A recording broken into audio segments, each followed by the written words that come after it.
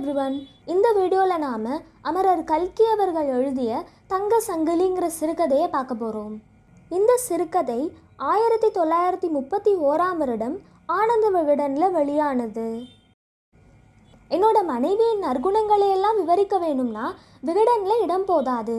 ஆகையால் துர்குணங்கள் 2 மட்டும் இங்கே குறிப்பிடுகிறேன். அவளுக்கு நகை பைத்தியம் அசாத்தியம், ஜோதிடத்தில் பைத்தியமோ அதைவிட அதிகம். என்ன காரியமானாலும் நாள் நட்சத்திரம் பார்க்காம செய்ய மாட்டா. அதிலும் அண்ணாசாமி ஜோசியர் நாள் பார்த்து சொன்னாதான் அவளுக்கு திருப்தி. என் மனைவியின் கல்யாணத்தின் போது அவளுக்கு கழுத்தில் ஒரு வடம் தங்க சங்கிலி செய்து போட்டிருந்தாங்க.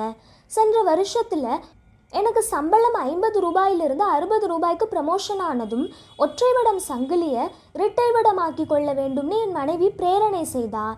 அதை அவளே ஆமோதிச்சு ஆதரிச்சும் விட்டா. வாக்கெடுக்கும் போது நான் நடுநிலைமை வகிச்சதுனால பிரேரணை நிறைவேறிவிட்டது. எனவே அதை காரியத்தில் நடத்தி வைப்பதை தவிர எனக்கு வேறு வழி இல்லாமல் போயிடுச்சு. அதாவது அந்த மாதத்துலேருந்து மாதம் 10 ரூபாய் மீதி செய்து பேங்க்கில் போட்டு வர தொடங்கினேன். சென்ற மாதத்தில் இது 120 ரூபாய்க்கு வந்தது. மற்றொரு வடம் சங்கிலிக்கு 8 பவுன் வேணும். பவுன் ரூபாய் 13.5 வீதம் 8 பவுனுக்கு 108 ரூபாயும், கூலிக்கு பாக்கி 12 ரூபாயும் போதுமாகையால் ஒரு நாள் நகை கடைக்கு போய் வருவதுன்னு தீர்மானித்தோம். செப்டம்பர் மாதம் 20ஆம் தேதி எனக்கு அவகாசம் இருந்தது. இன்னைக்கு போகலாமா, பேங்க்கில் போய் பணம் வாங்கி வரட்டுமான்னு கேட்டேன்.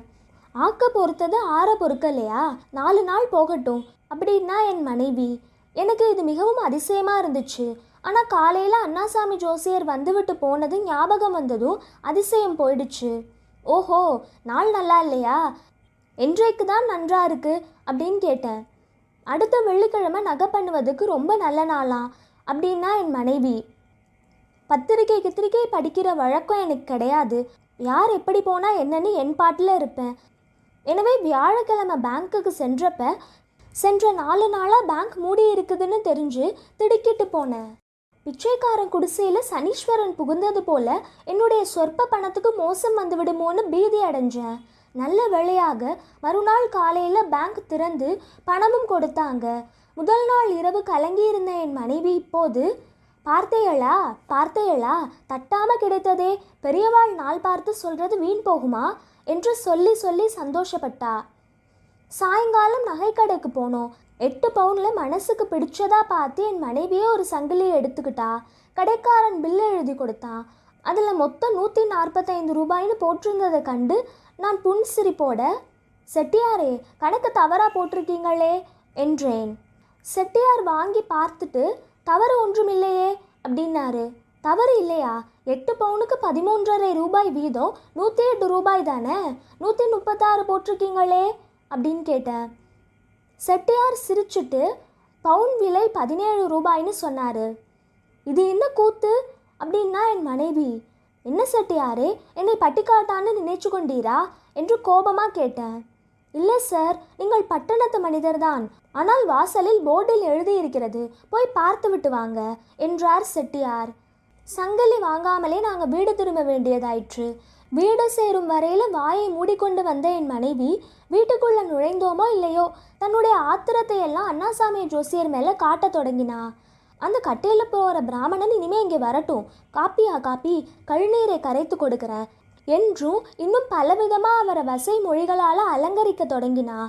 ஏன் இவ்வளவு ஆத்திரப்படுற, நாளை தினம் வேணுமானா 30 ரூபாய் கடன் வாங்கி கொண்டு வரேன், சங்கிலி வாங்கி கொண்டு வந்துடலாமே அப்படின்னு கேட்டேன். நல்லா சொன்னீங்க, இதுதான் புருஷால் அசட்டுத்தனங்கிறது. நேற்று 13.5 ரூபாய் இருந்த பவுனை இன்னைக்கு 17 ரூபாய் கொடுத்து யாராவது வாங்குவாங்களா? அப்படி என்ன வந்தது இப்போது?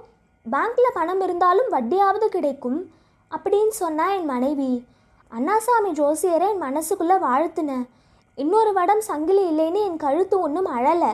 பிழைத்து கிடந்தால் பார்த்து கொள்ளலாம். ஆனால் அந்த கட்டையில் போகிற பிராமணன் ஜோசியம் பார்க்கிறானே, ஜோசியம் பவுன் விலை எப்படி ஏற போகிறதுன்னு ஜோசியத்தில் பார்த்து சொல்கிறது தானே. அன்னைக்கு 8 பவுன் வாங்கி வச்சுருந்தா இப்போது 28 ரூபாய் லாபத்துக்கு விற்கலாமே அப்படின்னு சொன்னா. அப்பொழுதுதான் என்னுடைய மனைவி கேவலம் ஒரு ஆஃபீஸ் குமாஸ்தாவுக்கு வாழ்க்கைப்பட்டது பெரும் தவறுன்னு அறிஞ்சேன். பெரிய பேங்க் முதலாளியையாவது பொக்கிஷ மந்திரியையாவது அவள் மனம் புரிந்து கொண்டிருக்கணும். நீங்கள் என்ன நினைக்கிறீங்க? கதை முற்றிற்று.